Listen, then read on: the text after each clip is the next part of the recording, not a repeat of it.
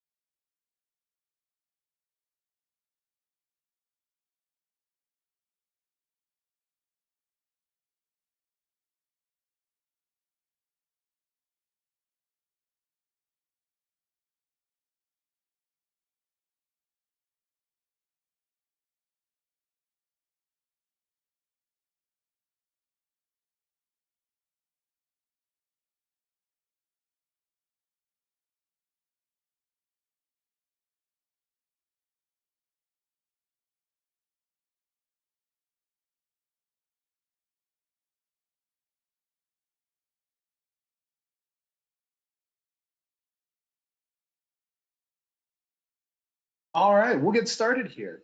Good morning, everyone. My name is Randall Williams. I'm the Director of Informer Training and Curriculum Development, and today we are talking about the new features within Informer 2025.1.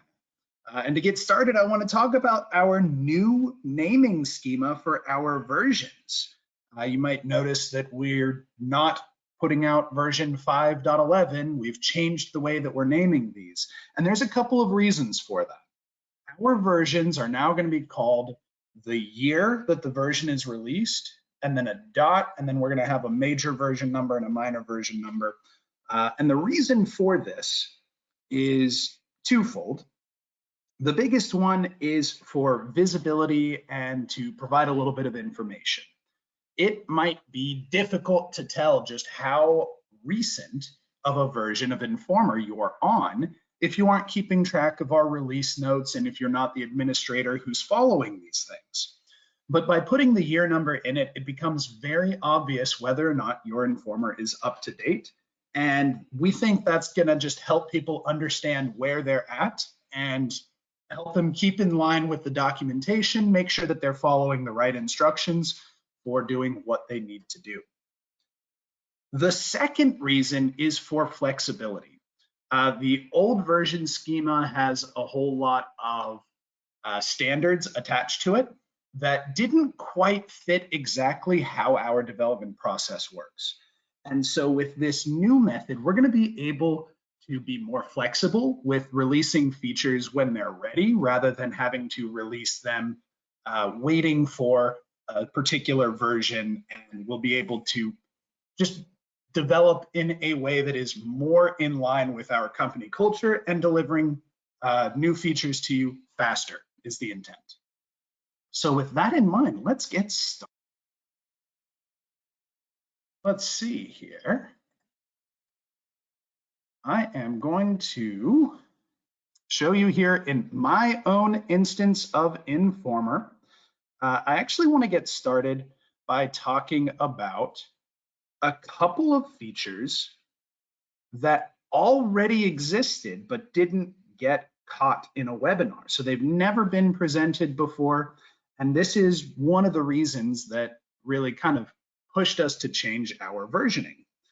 Is the idea that some of these features never really got presented because they weren't at an ideal time. It wasn't part of our major release at that point. And so the first one is this conditional formatting. Of course, in the past, you've always been able to click on the drop-down arrow or the three dots next to a field name and go down to format. But that didn't allow you to change details about certain rows of data. It had to affect the entire field. So all of salesperson in this example might have been highlighted in yellow. Whereas now, if I specifically want to highlight only those salespersons that I'm interested in, I can do that. So I will start by clicking on this drop down, go down to conditional formatting. And here I'll just say I'm interested in, let's say, Margaret and Janet and Anne. And I'm going to highlight the rows of data that have those three salespeople. And this menu should be familiar to some of you. This is the same options that we have when building a filter, only now instead of selecting rows that are going to be visible versus hidden, what we're doing now is we are selecting rows that are going to have certain formats applied to them. So in this case, I'm going to change the background color to a light yellow. And I'm going to make them bold. When we save, we'll see that effect immediately. And so now in this way, it is very simple to be able to highlight certain rows and draw attention to the details that you're interested in. This, of course, does go along with the user settings, which means that somebody else who logs in will not be able to see these changes that I've just made. And if I want to go back to the default version of this data set, all I have to do is click on Reset View. We can see that the original one is still there because that was not done with user settings. So that was the first change, and that was, again, that was available in 5.10.1 or 5.10.2. The second change that was also available in one of our more recent versions, but before 2025, is this AI processor in a template. So if we go into a template and I choose to edit this, one of our new processors allows us to prompt an AI assistant. So we can see that here is a new processor. I've got one set up for us here. And in this case, I'm asking the assistant to write a brief introduction explaining what information might be gleaned from this data set. And if I run this, let's run it to a PDF. You'll see exactly what that does for us here.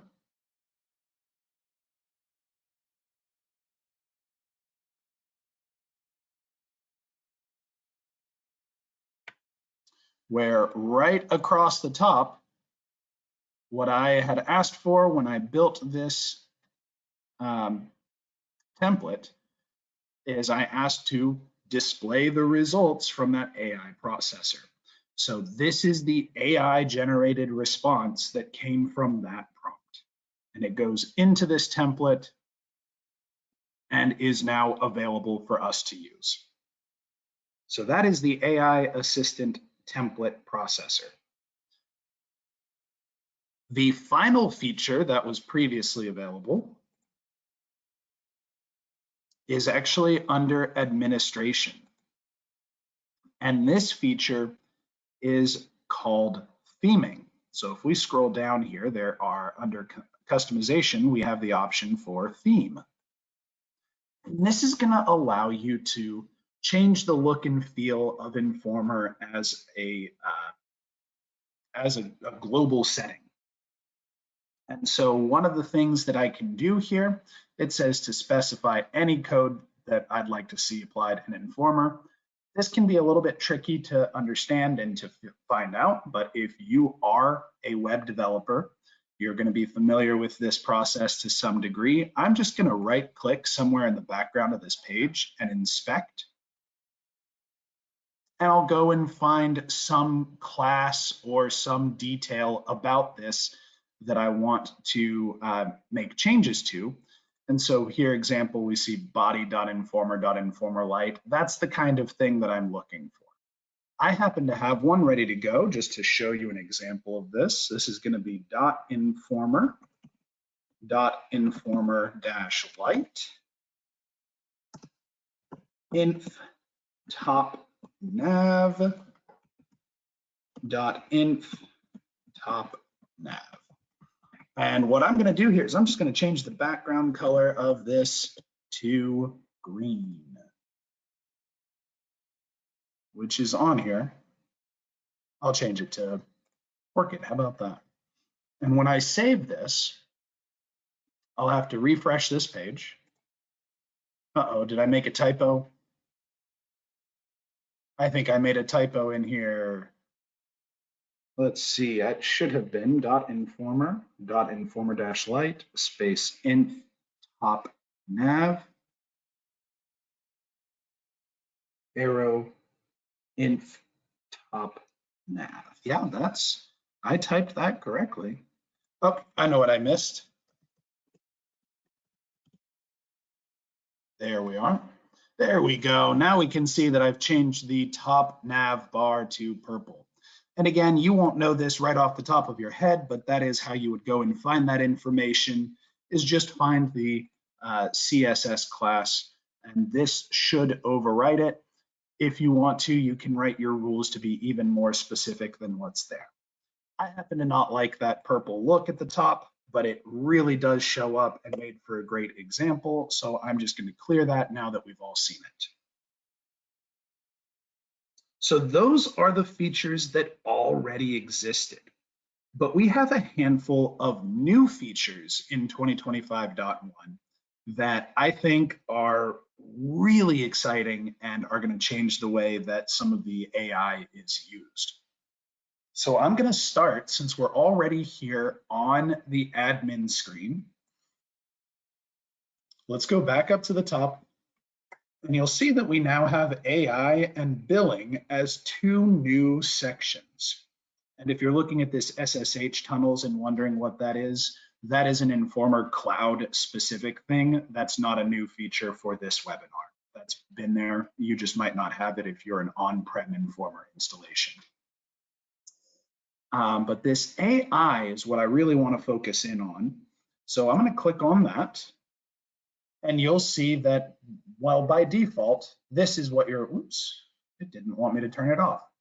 By default, you'll just see this toggle to enable it, and you'll turn it on, and this page will load all of these details.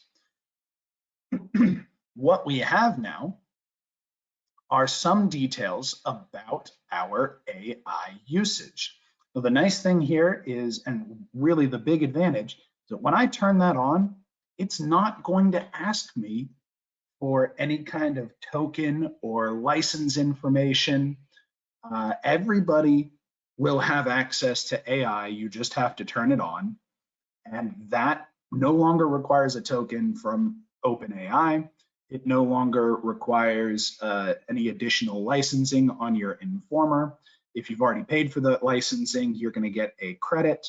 But what this page is going to do for us now, excuse me, what this page will do for us now is allow us to govern the usage of our AI. And we have a couple of different options. So I'm actually going to start by going down to usage, and we can see by model. Let's take a look at some of the AI usage in this particular instance by model. And in particular, I want to point out here that there is Informer Basic, Copilot, Magic, and Premium.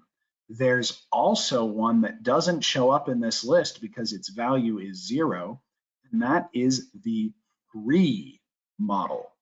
So if you just enable this and start using AI, it's not going to cost you anything. It is entirely free. There will be rate limits. So as you start to use AI with the free method, it'll allow you to ask a few questions, and then it may come back and say, please wait, you've put in so many requests, we've got to wait for X amount of minutes. And it'll tell you how long you have to wait before it can accept another AI request. Now, on the other hand, if you add credits, you get access to our premium models. And I can limit this and say, well, I don't want to burn through all the money that I just put on to my Informer AI. So what I'm going to do is apply a limit, say for the whole system, the maximum amount of money that can be spent on AI features every month across all users in the system. I want to limit this down to, say, $30 a month. And you'll I've arbitrarily chosen this. You'll choose a limit that makes sense for your usage of Informer. But we can see here that for this month, I've used up about 40% of my limit. And this credit here tells me how much we have in our account for all of my Informer users to use on AI. This tells me what my limits are and my cost towards that limit so far for this month and what the period of the month includes.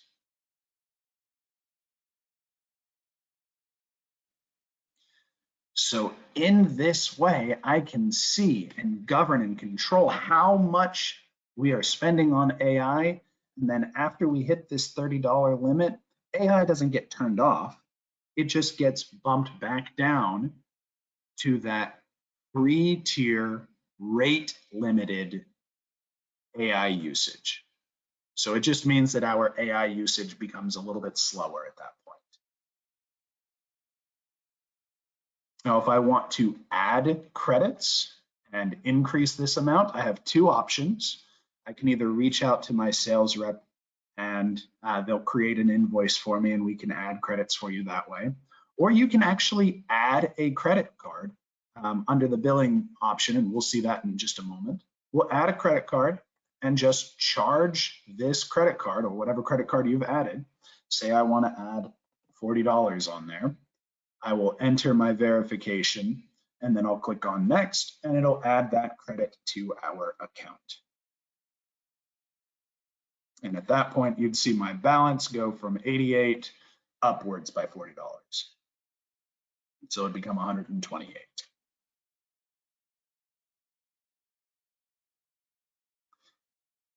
Now, I can set the entire system limit to $30 for the month, but I can also change who has access to it. So if I click on this manage access, it's going to jump me down my page, right? I'm just scrolled down a little bit to this access level. Currently, anyone who has access to any of the AI features can use those credits. But I want to only allow certain users and teams. So I'll choose this option, and maybe I have a handful of teams that I want to apply this to. So I'll go ahead and add users and teams. And I will say, let's do my executive reporting team, the folks who are putting together reports for our CEO and our executive level officers. And I want them to have maybe $15 per person to have access for their executive reporting. That is per user in that team. So if I've got 3 users in that team, I'm now allocating $45 a month. So I will save that. And then I might have another team. I've got my marketing team, my market analysis. And I don't want them to have a limit, so maybe I would leave that blank. So they can just continue to use whatever they need until we run out of our total credits, and then they can request more, or they'll be put to the free tier. And then I've got one specific user, called him brand new user. My brand new user, I want him to have an additional $5 worth of credits because I've maybe assigned him a specific task. So now these users are the only ones that are allowed to use our credits towards the premium AI access. Everyone else can still use credits, can still use AI at the free tier. but these users are the only ones who can use our actual paid tier credits. And so it just so happens that brand new user is also on the executive reporting team. So he's here twice. What Informer is going to do about that is add these limits. So my brand new user has a total of a $20 limit per month because it's just adding their limits. And we're not going to try to govern what they can do with that $20 per month, whether they're putting $10 of it towards the personal task that I assigned them, or if they're putting all 20 towards their executive reporting. That doesn't matter to us. We don't try to track that, but it does combine their monthly cost on a per user basis. So now I've really got fine-tuned control over who can use what. And as I scroll up, we can also see, well, I've already shown you this usage chart, but we can see on a day-to-day basis how frequently my AI content is getting used by user. So we see that brand new user has not actually spent anything just yet. And by model, which tells us where is our content getting used. I can see the cost in dollars. I can see it by how many requests are going out, and I can see it by the cost per request, which gives us a little bit of information about, what are the expensive pieces of our AI usage. Finally, the last thing on this page is under instructions. Before, under our settings, you had global AI instructions. Now you get a different set of instructions for various locations within Informer. We have the Copilot instructions, which is going to allow you to provide instructions to the AI Copilot, which is going to pop up on certain pages where it can help tell you about our Copilot, tell you about what's going on Informer. For example, if you land on a data set page, you get the Copilot.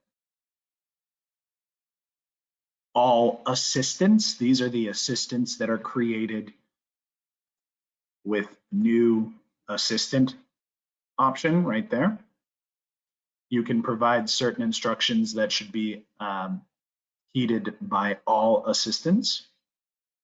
And then we have this magic visual. And magic visual is actually the next piece that I'm going to show you here in just a moment, but we can provide specific instructions to magic visuals. So I'm going to actually go ahead and write in some instructions for this. Magic visuals will help us create visuals, charts, things like that. I'm going to ask it to I want it to avoid using monotone colors. I like to see colorful charts, so let's tell it to avoid using monotone colors. That's just going to be a global instruction across the board.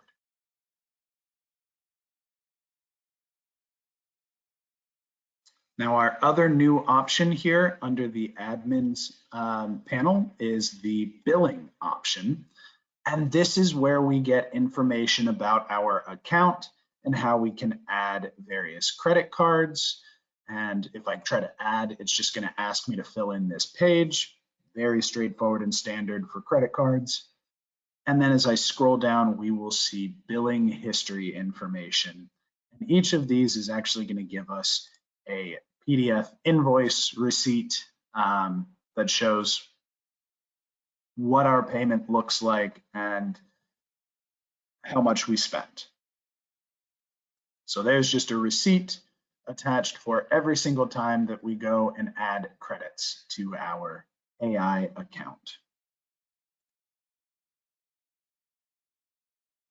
All right. Now I have very slightly teased the magic visual. Let's go and see what that looks like. So I'm going to go back to the Informer homepage, and then I'm going to go back to my data set, Northwind orders, and we're going to create a visual. Now this can happen here on the data set page. We're going to actually go under visuals and create them here. This can also happen on a dashboard. The other place that you can create visuals is on a dashboard, and Magic Visual will show up there as an option as well. But for now, let's go into our visuals on the data set. And we can create a new visual. And you'll see there's a new beta feature up here called Magic Visual. And as I click on that, it's going to ask me what type of visual would I like to see. And so I might be interested in let's see, show me a pie chart of salesperson by order amount, because I happen to be looking at some dummy sales data. I just want to know which of my salespersons are doing well. Show that to me in a pie chart. And it's going to think about that, and then it's going to come up with something. And you can see it's automatically put labels on it. It's done some hover over with these. If I try and click on it, though, nothing seems to happen. So I'm going to tell it to add a clickable drill down option. And it's going to go through and make a change.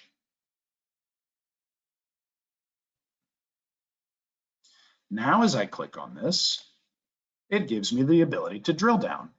So I can progressively have this conversation with a magic visual and ask it to give me more details. And let's just see, if I do a drill down here, will it work? It does. It tells me my canceled, completed, returned, and on hold orders by status. So that worked. Let's say apply. Now, Informer could already do those pie charts, but let's see if we get something new.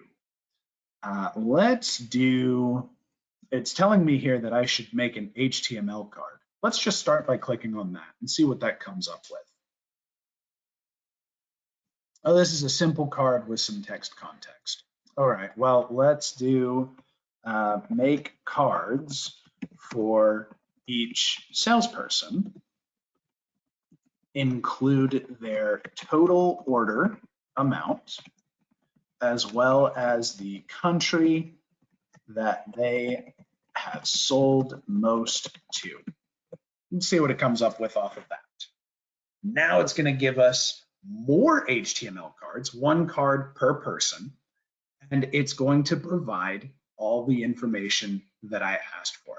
It actually happens to have run into an error, but it caught that error, figured out how to fix it on its own without any additional instructions from me, and now we have our HTML cards. I'll say add emojis and color. And it's going to do a little bit of prettying up of these HTML cards for us. There we go. That looks pretty nice.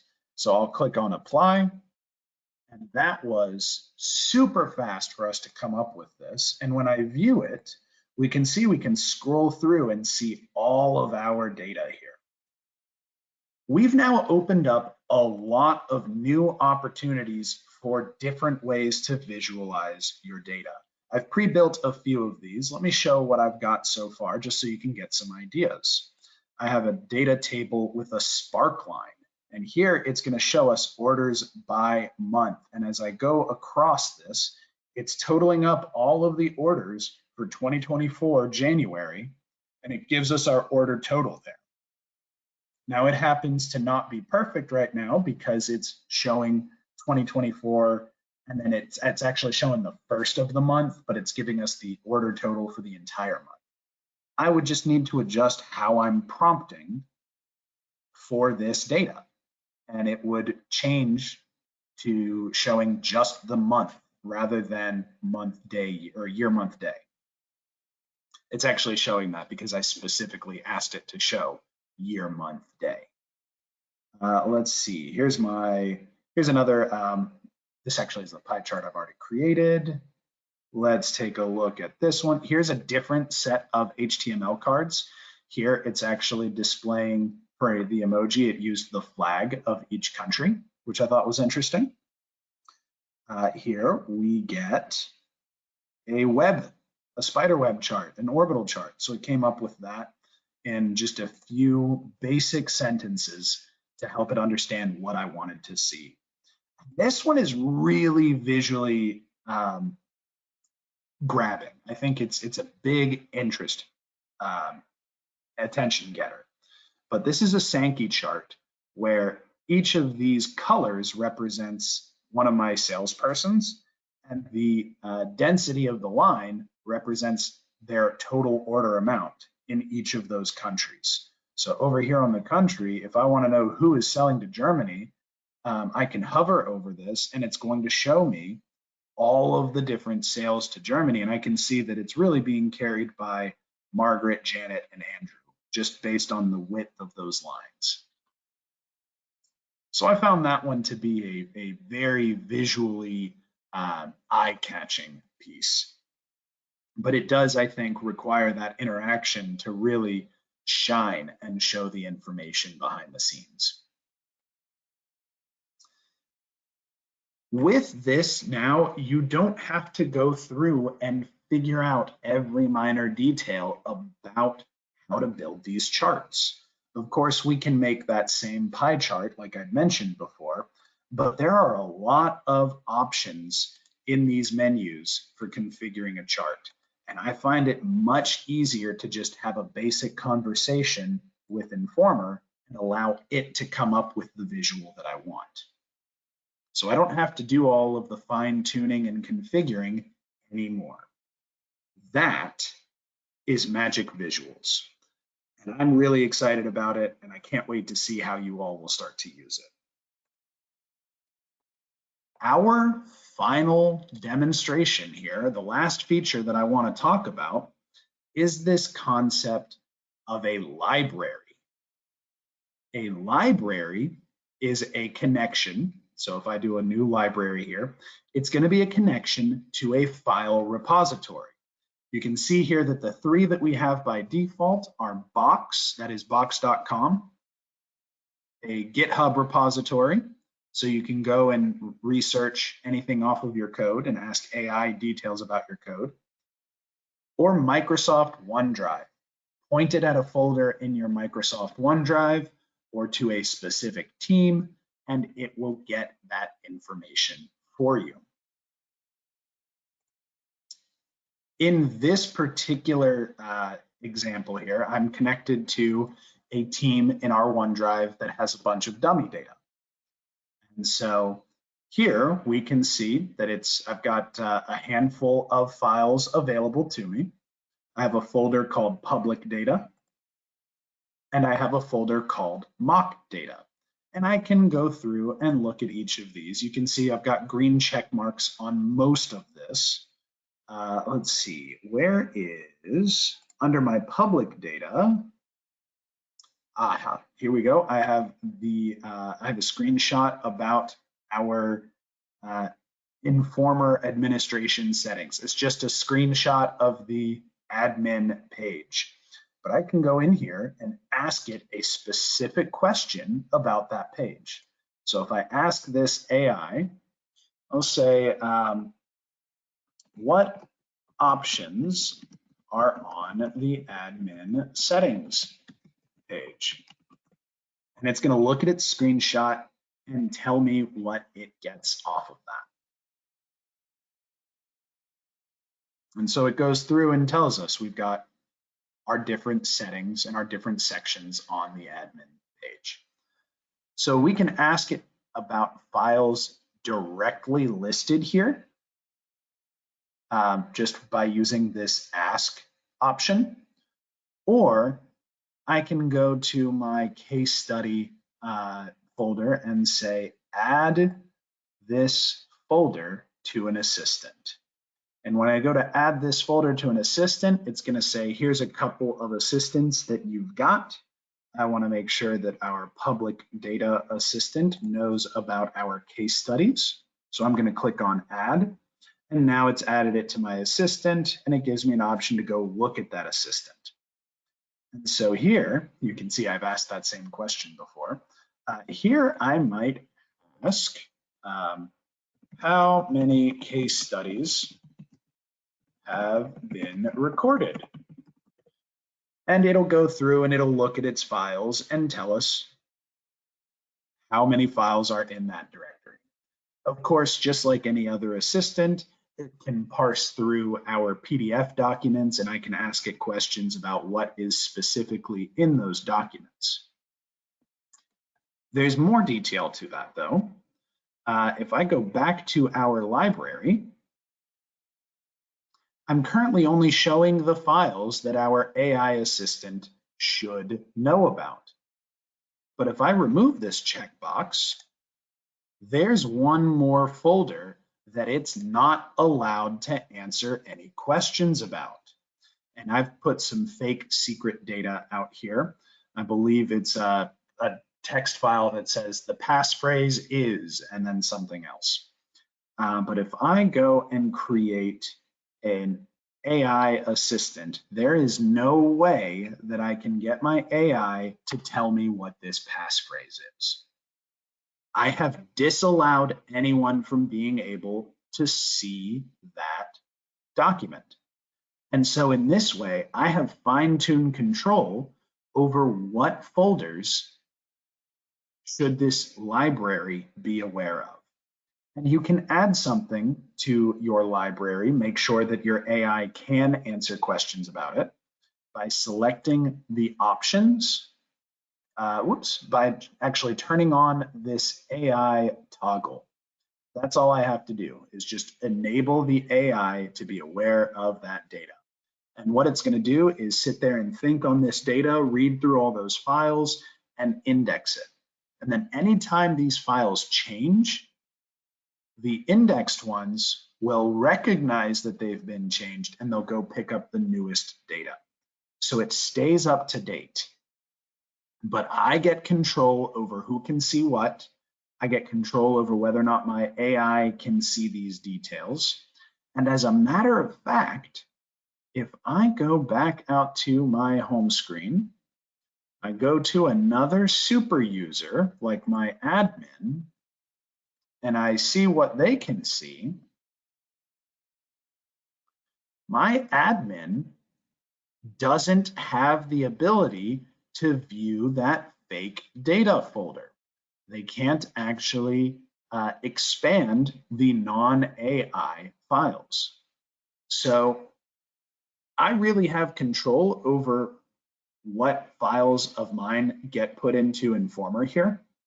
But once this is out there, I've enabled my other users to ask questions about it. So that's what I've accomplished by doing this. And it's enforced across other users. I can say, well, let's put this folder into one assistant. Let's put that folder into another assistant. I'll share out my mock data to one team. I'll share out my public data to a different team. It's really going to enable us to kind of go through our files and see what all is available. Finally, I have one last detail to show. This is under for new users who are getting started with AI. This is why I have my brand new user. When I impersonate a user, they've never used AI before. The first time they try to, they get a nice little welcome that explains what it can do, and it explains that AI isn't always perfect, and so they should double check its answers. Because I think that the best thing that you can do is make sure that make sure that your users understand the capabilities and the limitations of AI so that they can use it to its best effectiveness. All right. Well, folks, that is everything that I wanted to share with you about the new version 2025.1. Let's see, Madhavi, do we have any questions in the chat that we want to spotlight for the recording? There were a lot of questions about cost of AI and usage based, which I think that you covered well. I don't know that there's anything else. There was a question about Google Drive. Is it coming soon? And of course, the answer to that is yes. There were some questions about permissions on folders. You can either answer that or we can follow up post webinar. Yes, so the answer to that is with the library, oops, it's because I'm logged in as my brand new user. He doesn't have access to anything. With a library, the only users that can really make changes to this page are gonna be the owners of this library. That means admins on the team that owns this library. To share out specific folders, what you will do is add these folders to different assistants, and then you'll share out those assistants to your end users, to the various teams that you want. So that's how you'll manage folder security. You'll just apply them to the correct assistant and share out the assistant instead. Was there anything else, Madhavi, that we wanted to cover? No, I think that's good. We will follow up, yes, offline with customers.